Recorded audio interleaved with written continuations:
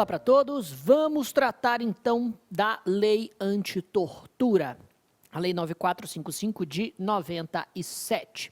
Comecemos então com um histórico quanto à proibição internacional referente aos atos de tortura praticados pelo poder público, a definição internacional de tortura nos tratados aos quais o Brasil é signatário e, finalmente, a compreensão dos 6 tipos penais de tortura da lei brasileira. O primeiro diploma universal, internacional, a primeira convenção ou tratado que ponderou sobre o tema, foi a Declaração Universal dos Direitos Humanos, de 1948, que, em seu artigo 5º, afirma que ninguém será submetido a tortura, nem a tratamento ou castigo cruel, desumano ou degradante. A Declaração Universal dos Direitos Humanos vem a reboque da Segunda Guerra Mundial e a formação da própria ONU enquanto instituição mundial que visa não só a harmonia entre os estados internacionais, como também a manutenção da paz. O sorriso é irônico.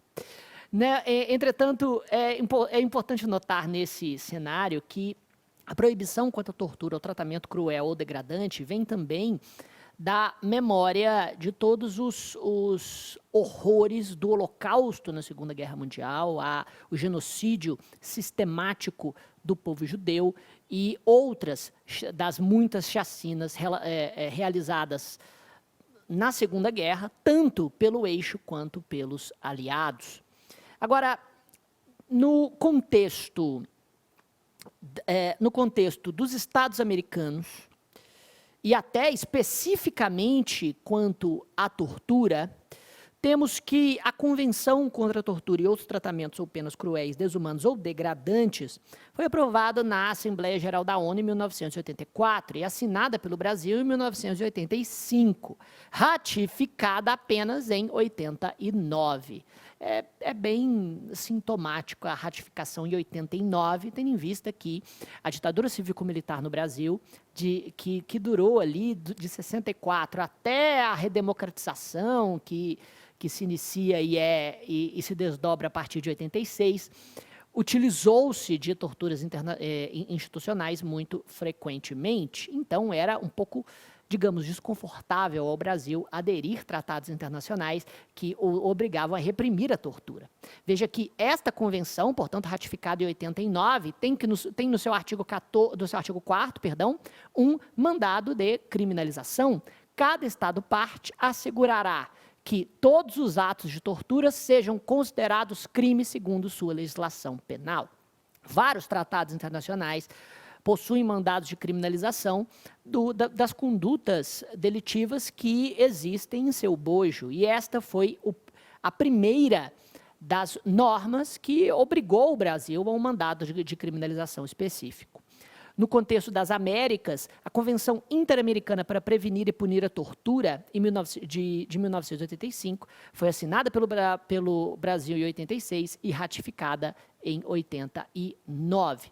E é óbvio, o Pacto de São José da Costa Rica, que é a Convenção Interamericana de Direitos Humanos, também já tratava dos tratamentos humanos ou degradantes, condenando-os veementemente e obrigando seus Estados-membros a rechaçá-los no seu próprio ordenamento jurídico. Vem agora o conceito de tortura dessas convenções. Quase todos bebem da mesma fonte e do mesmo horizonte semântico, ou seja, possuem as mesmas definições. Mas eu tirei aqui da Convenção Interamericana para Prevenir e Punir a Tortura, já que é uma definição bastante interessante pelo fato do Brasil não ter seguido na legislação que nós vamos estudar. Essa convenção define a tortura dessa forma. Entender-se-á como tortura todo ato pelo qual são infligidos intencionalmente a uma pessoa penas ou sofrimentos físicos ou mentais com o fim de investigação criminal, como meio de intimidação, como castigo pessoal, como medida preventiva, como pena ou qualquer outro fim. Entender-se-á também como tortura a aplicação somente sobre uma pessoa de métodos tendentes a anular a personalidade da vítima ou a diminuir sua capacidade físico-mental, embora não causem dor física ou angústia psíquica. Até aqui, vamos perceber que a lei brasileira seguiu razoavelmente a definição nas 6 modalidades de tortura que possui na sua lei. Então, professor, o que você está se queixando aí de inadequação da lei brasileira? A inadequação vem no complexo de sujeitos ativos da tortura. A mesma Convenção Interamericana diz o seguinte: serão responsáveis pelo delito de tortura os empregados ou funcionários públicos que, atuando nesse caráter, ordene sua comissão ou instiguem ou induzam a ela, cometam-no diretamente ou podendo impedir ou não o façam, e a pessoa que, por instigação dos funcionários ou empregados públicos a que se refere a linha A, ordene sua comissão, instiguem ou induzem a ela, cometam-no diretamente ou nele sejam cúmplices. Trocando em miúdos, tortura é o que o Estado faz. Por definição internacional, quem tortura são os agentes públicos. Internacionalmente, portanto, a tortura não é praticada por particulares. A tortura é um ato institucional, realizado, portanto, pelos agentes públicos no contexto de persecução penal ou em algum ato referente ao tratamento de presos internacionais, de presos de guerra, enfim, pessoas que estão sob a custódia do Estado. É assim que a tortura é tratada, imaginada e reprimida internacionalmente. A lei brasileira, entretanto, apesar de assinar esses tratados internacionais no final da década de 90, demorou quase 10 anos, quase uma década, para fazer a nossa lei de tortura e tipificar de forma autônoma os crimes de tortura. E por quê? Acho que é bem óbvio, né? Acabávamos de sair de uma ditadura cívico-militar e as pessoas que praticaram e até induziram atos de tortura institucionalmente ainda estavam aí, né, no Congresso Nacional, nas Forças Armadas. E não estou dizendo que as Forças Armadas ou o Congresso Nacional são compostas de pessoas coniventes com a tortura, de forma alguma.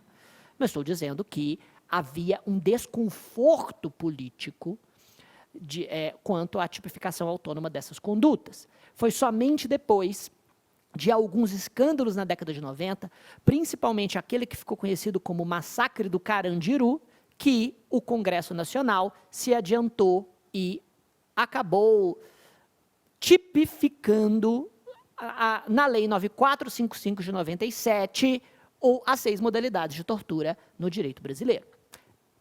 Um pouco antes disso, na verdade, no final da década de 80, a Constituição Federal já tinha dito que, no seu artigo 5º, inciso 3, ninguém será submetido a tortura nem a tratamento desumano e degradante. E no artigo 5º, 43, a Constituição havia dito que a prática de tortura seria crime equiparado a hediondo, mas não havia o crime no direito brasileiro. Os atos de tortura eram punidos segundo o Código Penal, por lesão corporal, por ameaça, por constrangimento ilegal, no caldo comum daqueles crimes existentes na lei penal destinada aos crimes em geral. O primeiro ordenamento jurídico, na verdade, o primeiro diploma normativo a trazer o delito de tortura foi o ECA. Isso mesmo. O artigo 233 disse: submeter criança ou adolescente sob sua autoridade, guarda ou vigilância à tortura. E a pena seria de reclusão de 1 a 5 anos. Eu digo seria não só porque esse artigo foi revogado pela Lei 9455 de 97, como também pelo fato de que a doutrina majoritária afirmava que este artigo 233 era flagrantemente inconstitucional, porque ele não descrevia qual era a conduta típica. O tipo penal não pode dizer que é crime praticar tortura, porque só é crime aquilo que a lei anterior define, princípio da legalidade. Não há crime sem lei anterior que defina, nem pena sem prévia cominação legal. A taxatividade é um dos mais importantes corolários da legalidade. Assim sendo, provocar tortura não pode ser um tipo penal. Assim como na antiga Lei de Segurança Nacional, havia no artigo 20 a definição de praticar atos de terrorismo, que também era considerado inconstitucional pela doutrina majoritária. Tanto é que a atual lei antiterrorista brasileira, a Lei 13.260, tipifica de forma exaustiva os atos de terrorismo. No que diz respeito, então, à tortura, depois, como eu havia dito, do massacre do Carandiru e de uma segunda, digamos, um segundo fato que trouxe um desconforto público significativo, o Congresso Nacional fez o que normalmente sabe fazer, né? Jogar panos quentes em uma crise ou um escândalo nacional através da produção de uma lei, independentemente desta lei ser produzida com qualquer medida sistemática ou estruturada e que visa abordar ou endereçar aquela temática. E assim foi feita a Lei 9455 de 97, que possui uma série de problemas. Esses problemas caem em prova, mas caem muito mais as espécies de tortura que essa lei acaba tipificando e, é claro, algumas discussões doutrinárias e jurisprudenciais acerca destas suas modalidades. Vamos passar aqui um olhar panorâmico por esses tipos penais. A Lei 9455 de 97 tem os seguintes tipos penais. Artigo 1º, inciso 1, tem a chamada tortura-constrangimento, que é gênero e não espécie. É gênero do qual existem 3 espécies: a tortura-prova, a tortura-crime e a tortura discriminatória. Vejam, tortura-prova, tortura-crime e tortura discriminatória são espécies do gênero tortura-constrangimento. Isso porque aproveitam, como nós veremos, o mesmo verbo núcleo e o mesmo modo e meio de execução, diferenciando apenas os tipos penais pelo elemento subjetivo especial, ou seja, pelo especial fim de agir. Em todos os 3, o agente vai constranger a vítima a fazer ou deixar de fazer alguma coisa através de violência ou grave ameaça, mas qual é a finalidade do agente vai mudar nessas três modalidades. A lógica acaba sendo outra na tortura-castigo. Isso porque não só o sofrimento aplicado será de outra natureza, como também a finalidade do agente é significativamente diferente. Nós veremos que na tortura-castigo teremos o primeiro crime que acaba exigindo uma sujeição ativa específica. Isto é, a tortura-castigo é o primeiro crime de tortura da lei brasileira que elenca um delito próprio, que exige, portanto, característica do agente.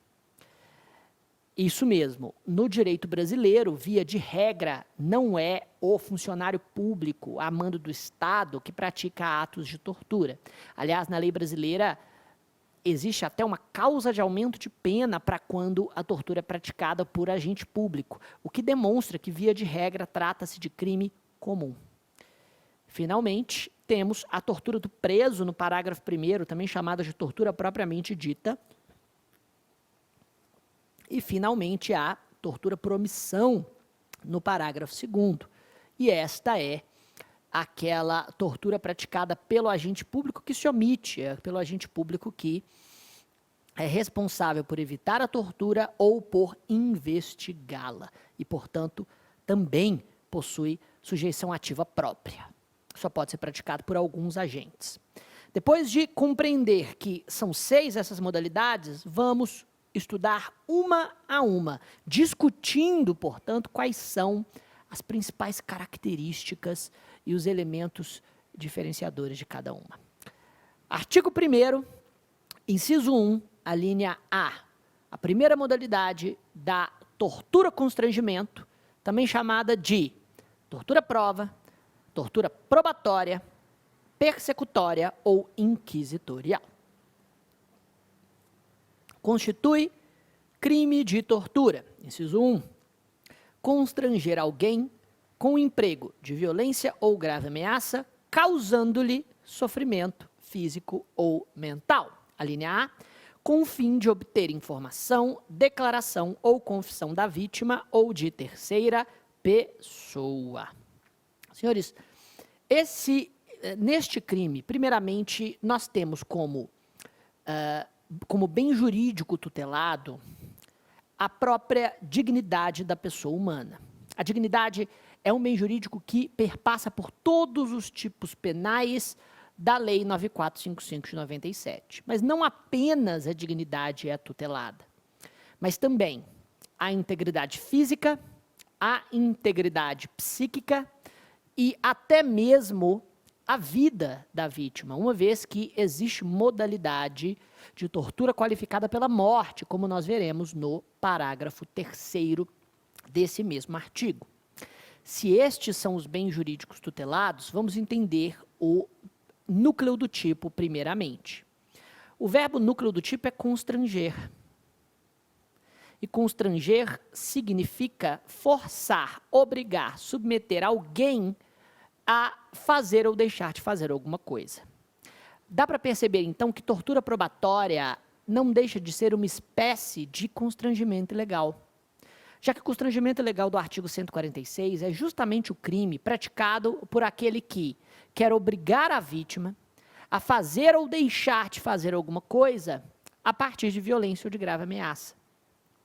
O que muda é que, no crime de tortura, existe um elemento normativo do tipo que é necessário de se aquilatar, de se valorar no caso concreto, que não está presente no constrangimento ilegal, e existe também uma finalidade específica, que é a vontade de obter uma declaração, que também não existe no constrangimento ilegal.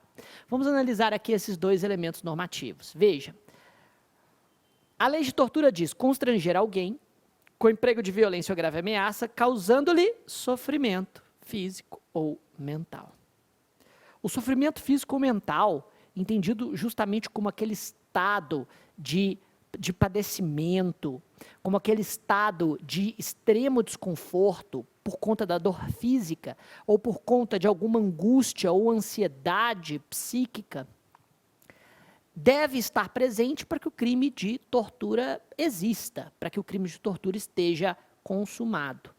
É claro que o juiz é que vai aquilatar, nas circunstâncias do caso concreto, se a violência ou grave ameaça causou sofrimento o bastante para justificar um crime, a tipicidade de um crime equiparado a hediondo. Percebam que, se não houver sofrimento físico ou mental a ponto de se justificar a existência deste crime, o delito ainda pode ser desclassificado para o constrangimento ilegal do artigo 146, ou para alguma modalidade de abuso de autoridade previsto na Lei 13.869. Agora, existem também dois meios de execução específicos deste crime, que é a violência ou a grave ameaça. Quem já estudou a parte especial do Código Penal já tem uma ideia bem sólida do que são esses meios de execução. A violência deve ser entendida sempre como aplicação de força física, potencialmente causadora de lesão corporal. Professor, é esse mesmo conceito de violência? É. Mas a Lei Maria da Penha traz conceitos de violência física, psicológica, moral, patrimonial e sexual. Mas sabe o que a Lei Maria da Penha não traz? Crimes, tipos penais. Só existe um tipo penal na Lei Maria da Penha, que diz respeito à violação de medida protetiva de urgência. Isso porque, senhores, quando a Lei Maria da Penha estabelece nessas normas todas as dimensões de possíveis violências, ela não se preocupa em traçar uma descrição típica de uma conduta, mas sim de expressar todas as dimensões pelas quais uma pessoa pode ser, de alguma forma, coagida ou dominada no contexto doméstico. Em outras palavras, se a Lei Maria da Penha tivesse os tipos penais, ela não poderia dar um sentido múltiplo ao vocábulo violência. Porque, nos tipos penais, deve-se respeitar o princípio da legalidade, que expressa a necessidade de taxatividade dos elementos. Em outras palavras, nós não podemos dar uma interpretação extensiva e plurima ao termo violência. E é por isso que no delito de roubo, de constrangimento ilegal, de extorsão, as normas incriminadoras do Código dizem violência ou grave ameaça como meios de execução. Se o termo violência pudesse receber uma interpretação tão extensiva, o grave ameaça seria desnecessário, porque, afinal de contas, o grave ameaça não deixa de ser uma violência psicológica. Aliás, se assim fosse, em tese, todo furto poderia ser interpretado como roubo, porque a subtração de uma coisa alheia móvel é uma violência contra o meu patrimônio. Percebe-se, assim, que, quando empregada em um tipo penal, violência tem um sentido somente: aplicação de força física. E sim, isso é pacífico na doutrina e na jurisprudência. Agora, a grave ameaça, percebam, está aqui no artigo 1º, inciso 1, e deve ser entendida como a promessa de um mal grave que é inevitável por outros meios e iminente, não podendo ser, portanto, remoto. A gravidade desta ameaça também deve ser sopesada pelo juiz no caso concreto, e ela não precisa recair sobre a pessoa torturada.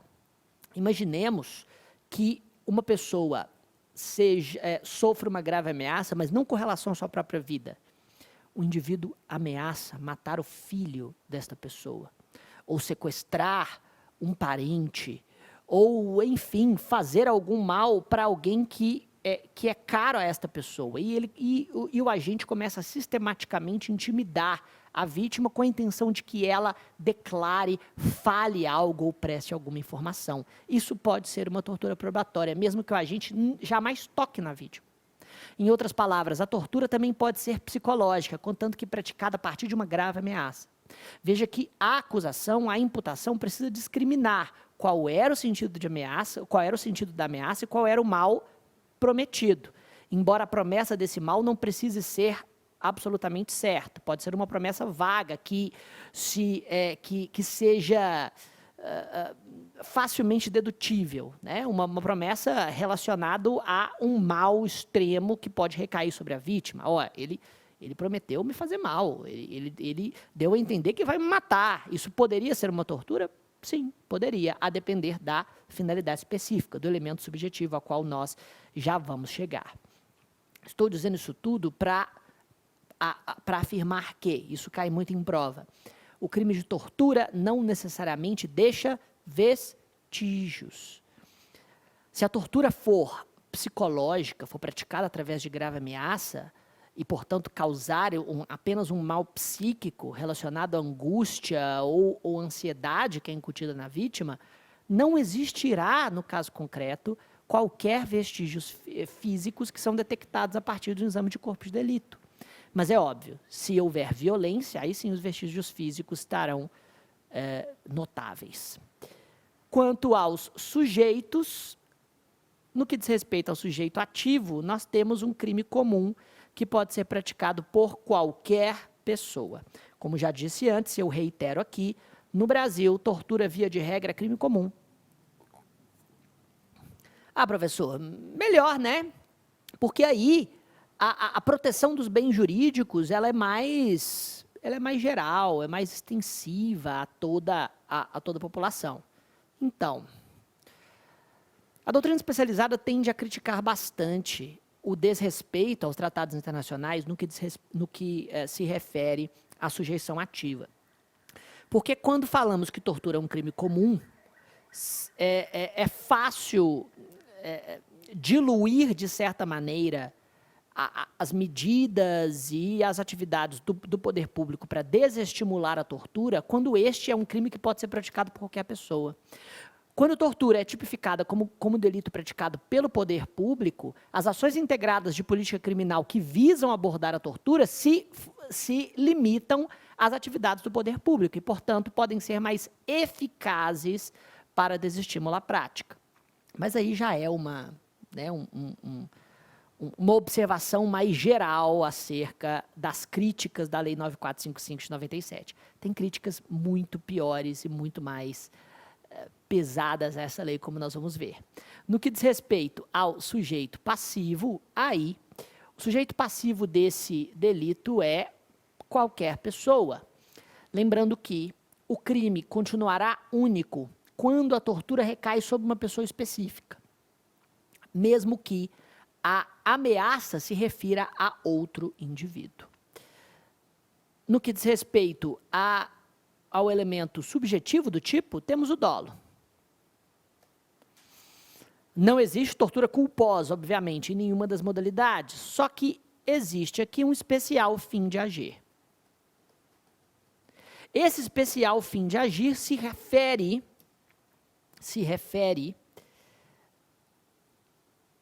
à finalidade específica da alínea A,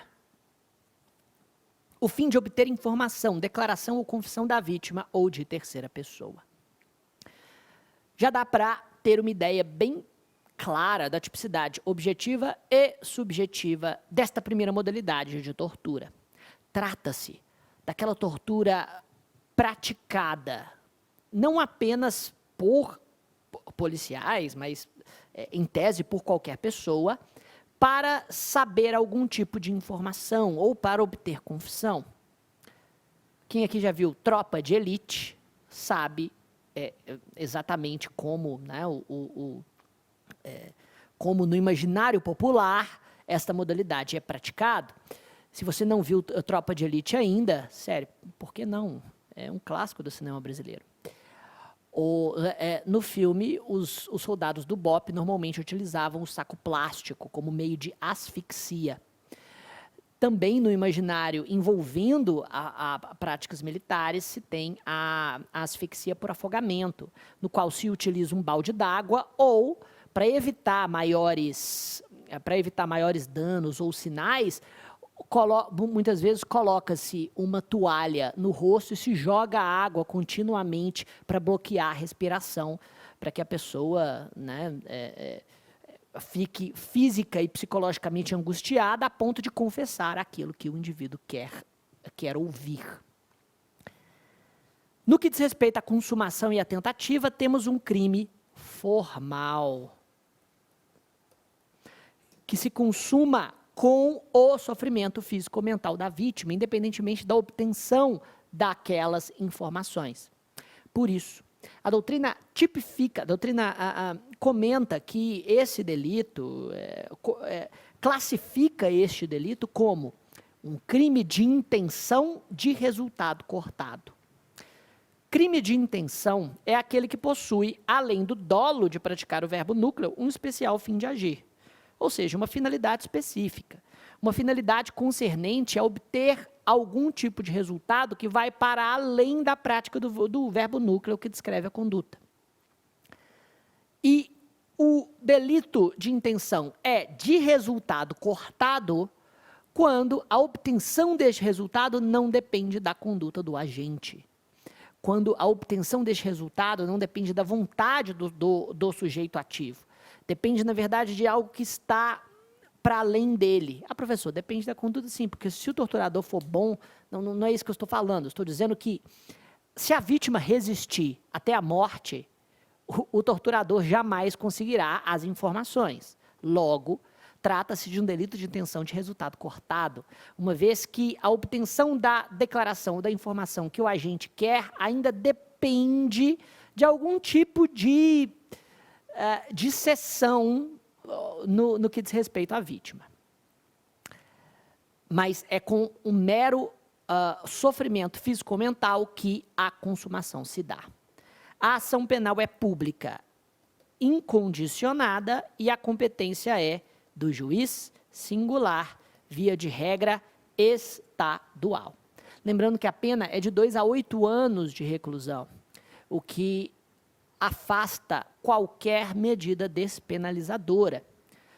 Não cabe suspensão constitucional do processo, transação penal e nem acordo de não persecução penal, por ser um delito praticado com violência ou grave ameaça à pessoa. Além disso, é um crime equiparado a hediondo, que vai sofrer todas as consequências da Lei 8.072. Finalizamos por aqui, voltaremos logo em seguida com a tortura crime. Vamos continuar a análise da lei anti-tortura. Vejam, vou começar com um julgado do STJ que confirma a sujeição ativa do delito de tortura probatória e, apesar de demonstrar um certo desconhecimento das definições internacionais, pelo menos confirma aquilo que as provas cobram. Via de regra, tortura no Brasil é crime comum. O STJ afirma: a figura típica do crime de tortura previsto no artigo 1º, inciso 1, a linha A da Lei 9.455 de 97 não é crime próprio, pois não exige que o agente possua a qualidade de funcionário público. Essa leitura se harmoniza com o artigo 1º, inciso 2 da Convenção contra a Tortura e os tratamentos ou penas cruéis, desumanos ou degradantes. Na verdade, não se coaduna com o artigo 4º, que fala sobre a sujeição ativa desses mesmos crimes nessa convenção, mas tudo bem, a conclusão do STJ está correta e na nossa lei, tortura é praticável por qualquer pessoa, inclusive, caso o agente seja funcionário público, responderá com uma causa de aumento de pena, que está prevista no artigo 1º, parágrafo 4º desta mesma lei. Chegamos, então, no artigo 1º, artigo 1º, inciso 1, a linha B. Eita.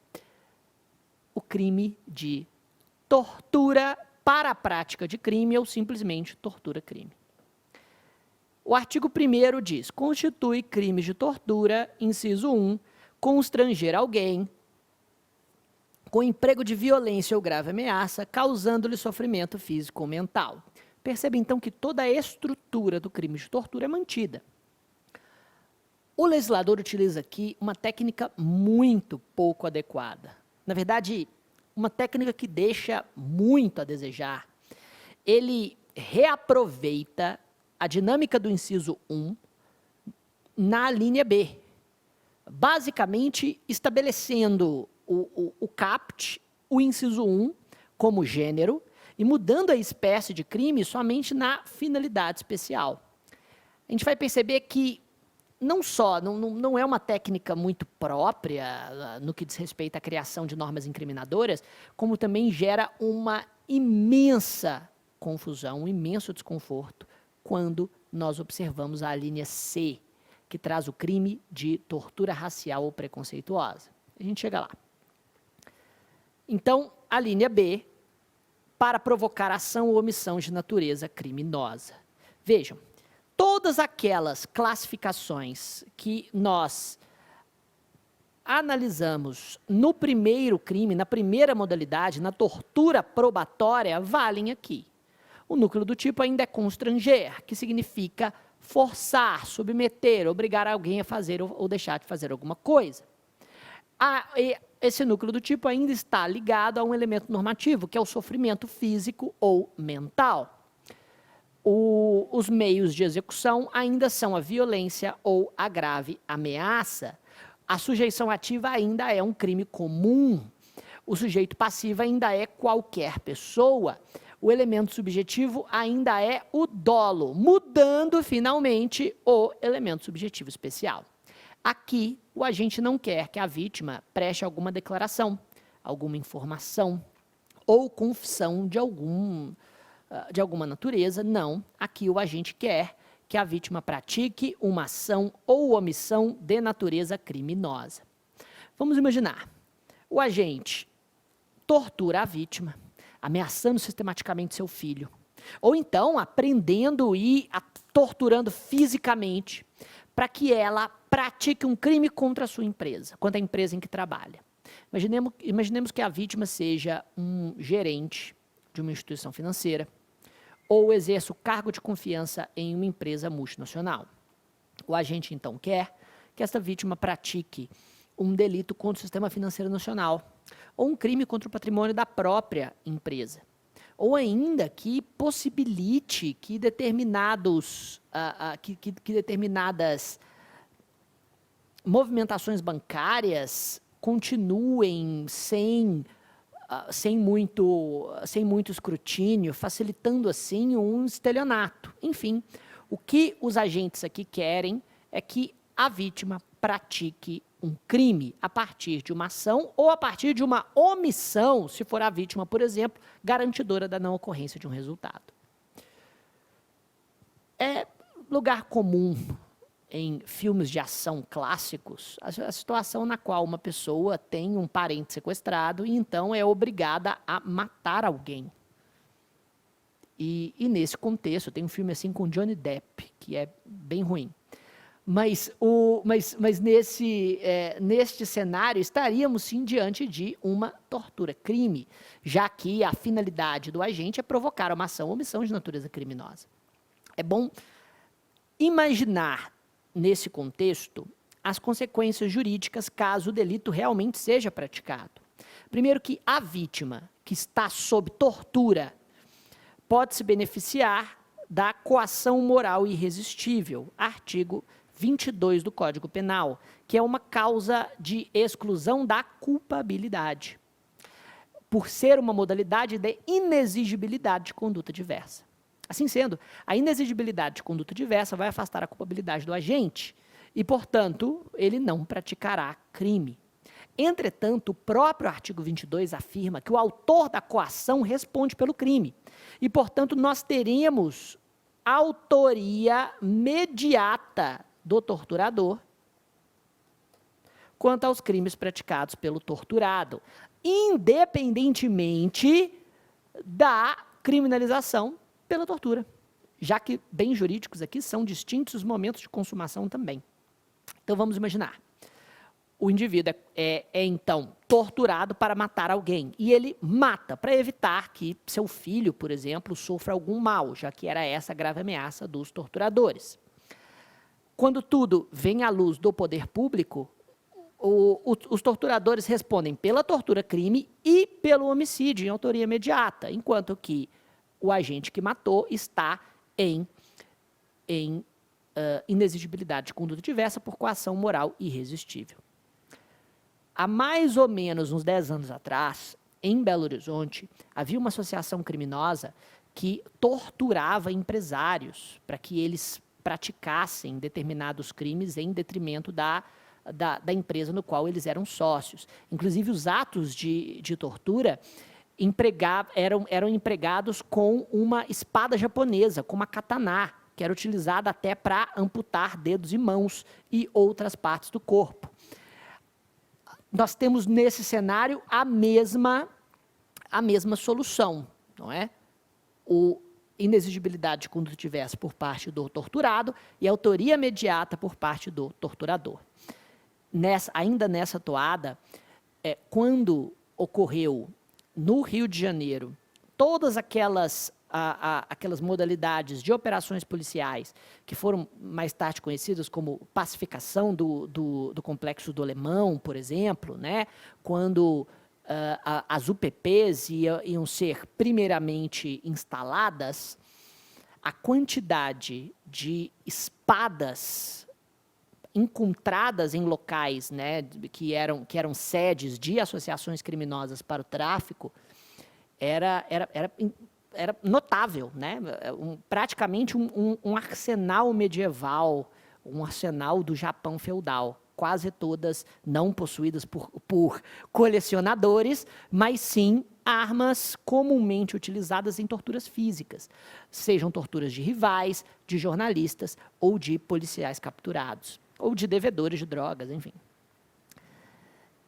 E aí que está, essas torturas estariam tipificadas na Lei 9455 de 97, nós vamos ver que não necessariamente.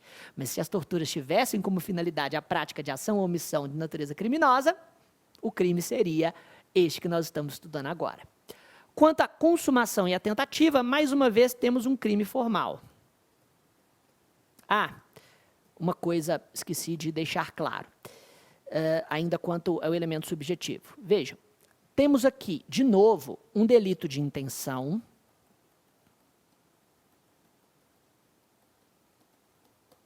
de resultado cortado.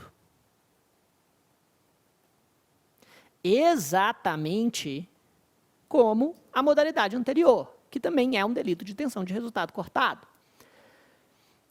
Mas aqui, a finalidade do agente deve ser de provocar ação ou omissão de natureza criminosa, o que de vez em quando aparece em prova como pegadinha, e pegadinha maldosa.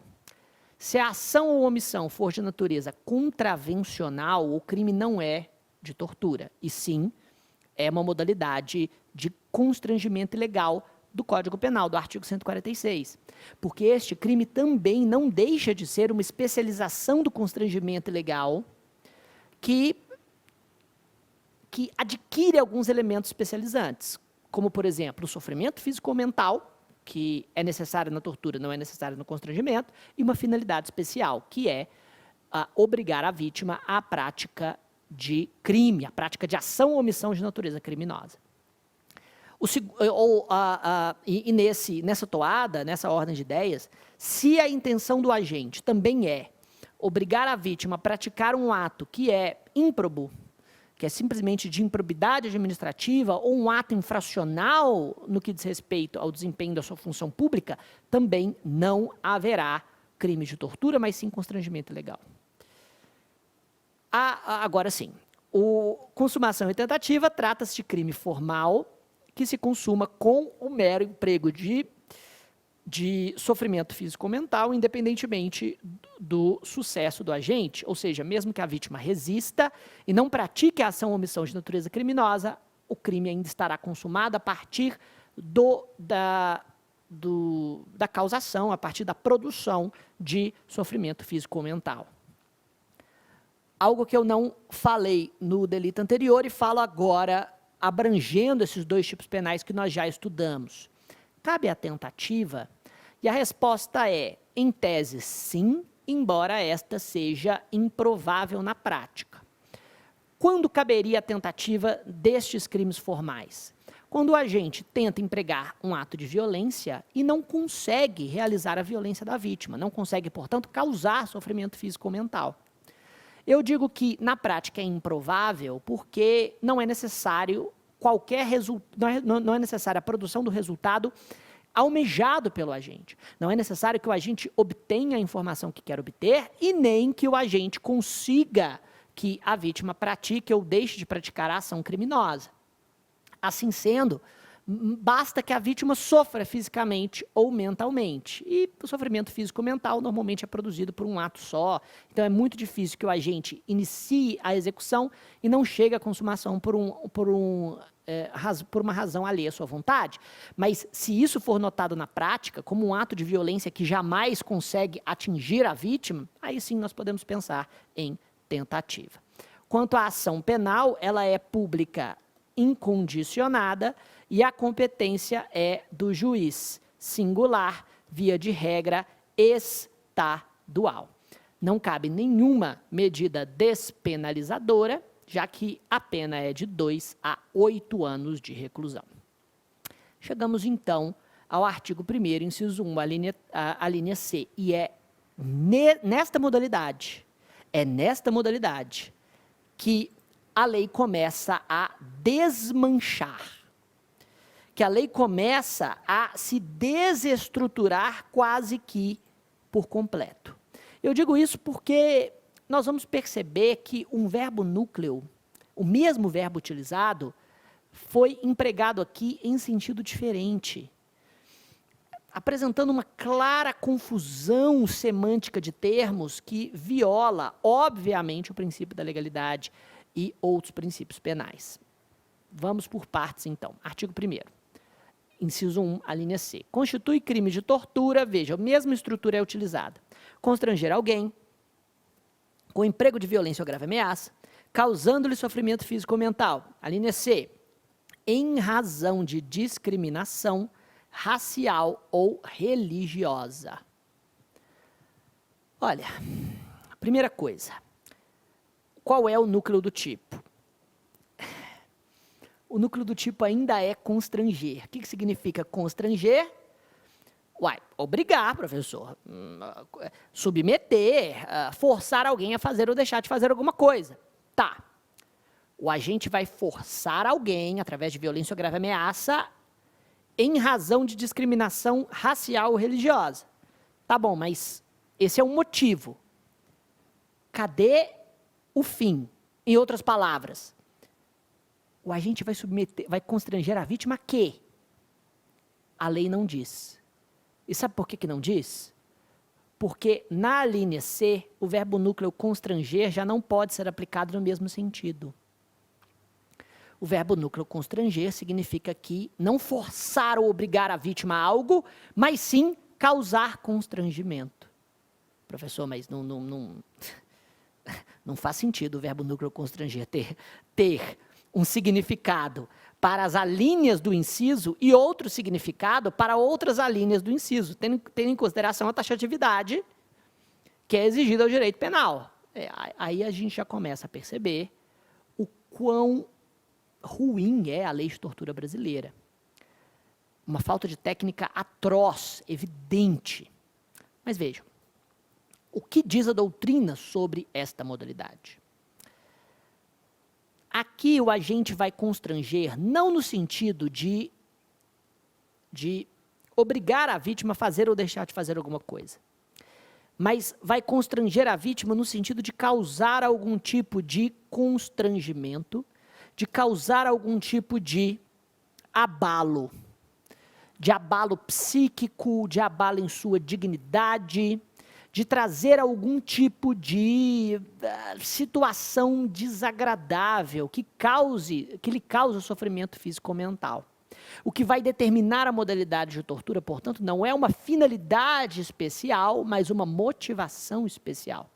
Não há um especial fim de agir ao qual o agente quer chegar, mas um especial motivo de agir, que propele o agente a realizar a conduta típica.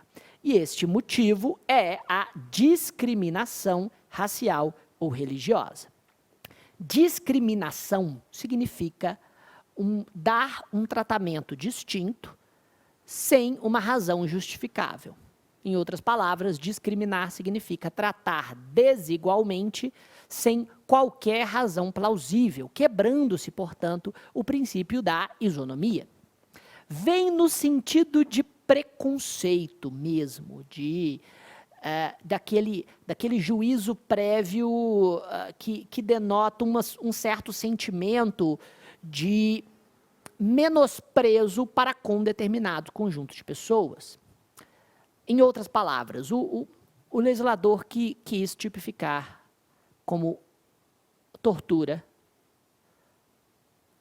situações nas quais uma pessoa apanha por conta da sua cor de pele. Situações nas quais uma pessoa recebe uma intimidação sistemática por conta da sua cor de pele ou por conta da sua religião, porque pertence a uma religião de matriz africana ou porque, enfim, não pertence a qualquer religião. Mas essa tipicidade, como eu disse, quebra a lógica do artigo e utiliza um verbo núcleo em outro sentido. Mas ainda não compreendemos completamente a tipicidade objetiva. Tá bom, professor, mas o que é uma discriminação racial? E aqui a coisa fica um pouco mais complicada. Por quê? O elemento normativo racial ou raça na lei sempre foi entendido em um certo sentido. Como? Raça seria o conjunto de pessoas que compartilham de características que são transmissíveis geneticamente. Dito de uma outra forma, raça seria justamente aquela pluralidade de pessoas que compartilham a cor da pele, a textura do cabelo, o formato do rosto, enfim, as características fenotípicas que são hereditariamente transmissíveis. Porém, esse conceito deixou de ser utilizado pelo Supremo Tribunal Federal. E deixou em dois casos que são paradigmáticos. O primeiro foi em um HC, conhecido como caso Elvanger. Elvanger era um escritor gaúcho que escrevia livros que eram negacionistas do Holocausto. O Holocausto que foi o genocídio produzido contra o povo judeu pela Alemanha nazista. E nesses livros que são negacionistas do Holocausto, Elvanger afirmava que o Holocausto foi, na verdade, uma criação do povo judeu para se vitimizar perante a sociedade internacional, justificando a existência do Estado de Israel e produzindo uma verdadeira indústria de enriquecimento e vitimização. É claro que ele está errado, né? A sua afirmação era revisionista, para dizer o mínimo. Na verdade, ele não apresentava um rigor probatório. Enfim, os livros dele eram literalmente antissemitas. E ele foi, então, processado pelo crime de racismo, já que trata-se de uma das modalidades do artigo 20 da Lei 7.716, perante a justiça brasileira, e o argumento da defesa não foi no sentido de que ele não praticou o delito, mas foi no sentido de que os crimes estavam prescritos. Entretanto, racismo no direito brasileiro é imprescritível. E o que decidiu o Supremo Tribunal Federal? Embora o judaísmo não seja uma raça, e sim, né, o povo judeu não seja especificamente uma raça, naquele sentido antigo que nós dávamos ao termo, mas sim um membro de uma religião, né? O judaísmo é uma das 3 religiões monoteístas do Ocidente. Ainda assim, o elemento normativo do tipo raça não deve ser entendido de forma tão restrita. Isso porque a espécie humana não pode ser dividida em raças distintas.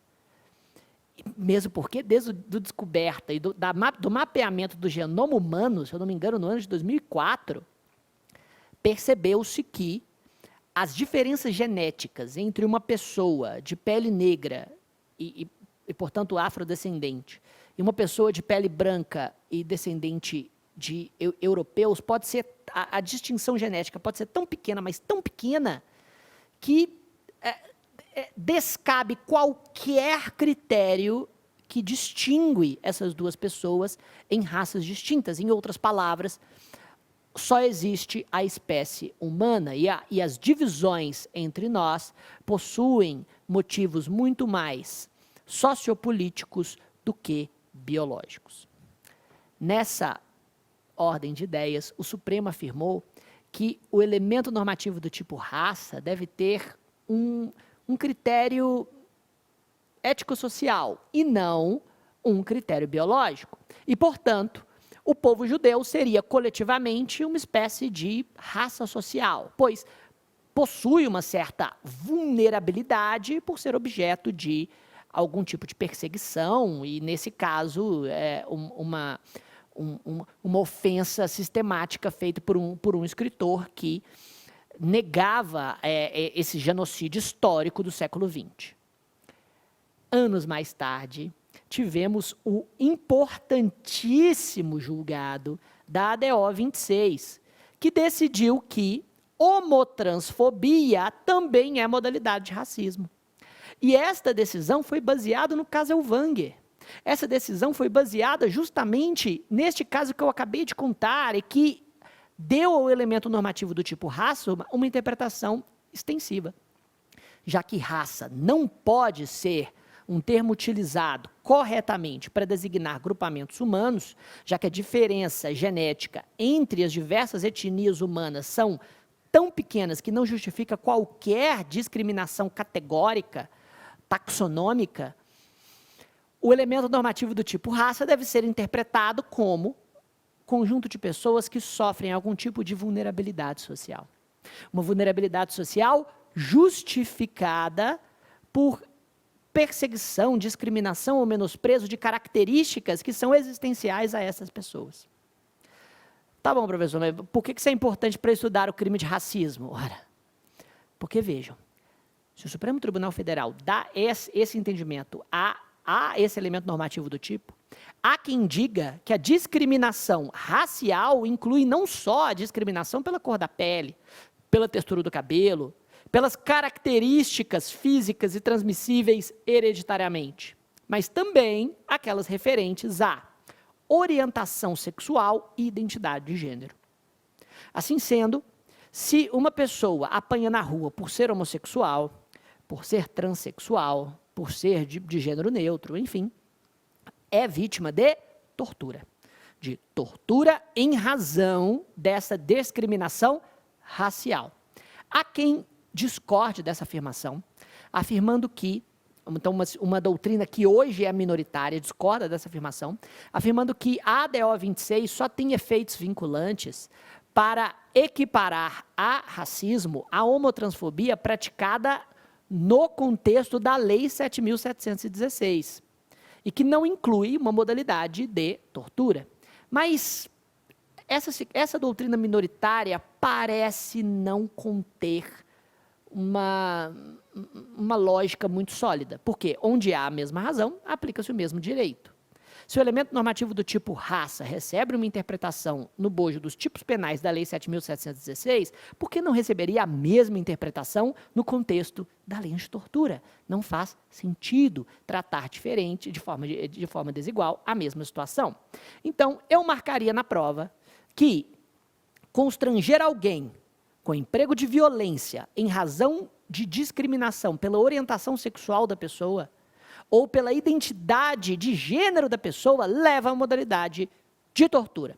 Só não está incluída aqui a discriminação, aliás, algumas não estão incluídas, né? A discriminação política, a discriminação relacionada ao sexo. Então, uma discriminação contra mulheres não estaria incluída na tortura racial, já que a homotransfobia é considerada discriminação racial, mas o sexismo não. E, da mesma forma, também não está incluída a discriminação contra pessoas idosas ou deficientes. E isso ainda pode ser pegadinha de prova.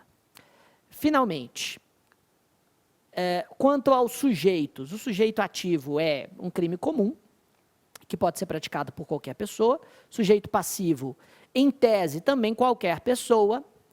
Eu digo em tese qualquer pessoa porque, em tese, qualquer um pode ser vítima de discriminação racial ou religiosa. É verdade que, quando estudamos direitos humanos, normalmente, falamos de discriminação racial somente para aquelas pessoas que estão em grupos minoritários ou que pertencem a grupos étnicos que normalmente sofrem de discriminação. Entretanto, o tipo penal não especifica, de forma que a doutrina majoritária tende a dizer que qualquer pessoa, em tese, pode ser vítima deste crime, mesmo porque a discriminação religiosa, por exemplo, pode ser praticada contra qualquer um. Até uma pessoa que não tem religião pode ser discriminada por ser uma pessoa ateia, e isto é uma discriminação relacionada à religião. O elemento subjetivo é o dolo, seguido de um especial motivo de agir, ou seja, algo que propele o agente à prática do constrangimento. No que diz respeito à consumação e tentativa, os autores costumam dizer que a consumação ocorre com o próprio sofrimento físico ou mental da vítima, não sendo necessário qualquer outro resultado para este fim. Os poucos autores que encaram a classificação desse delito, e é difícil porque a verdade é que ele é muito mal feito, afirmam que se trata de um delito material, ou um crime de dano, já que ele está consumado quando o sofrimento físico ou mental, que é a finalidade do agente, está perpetrado. A ação penal é pública incondicionada e a competência é do juiz singular, via de regra estadual. Paramos por aqui, um abraço e até a próxima.